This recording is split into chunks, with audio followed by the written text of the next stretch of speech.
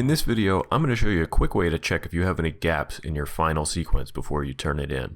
So obviously, when you turn in your project, you want to take a look for any issues that are easy to catch. But sometimes you have a gap that's so small, you might even miss it when you rewatch it. So here I have a finished episode of our TV show As Schools Match Wits. And as you can see, there's a lot of elements in here, so it might be easy to miss where a gap would be. So what you do is just go to the beginning of the timeline. I'm pressing the home key. And then if you go up to sequence,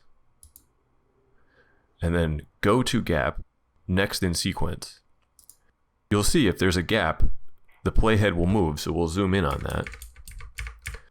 And you can see there's our gap. So I'll push T to select all of the tracks after it, and then I'll just grab it and drag it back. And there you go, no more gap. So that's a quick and easy way to close a gap in your sequence and make sure you're turning in a polished project. Thanks for watching.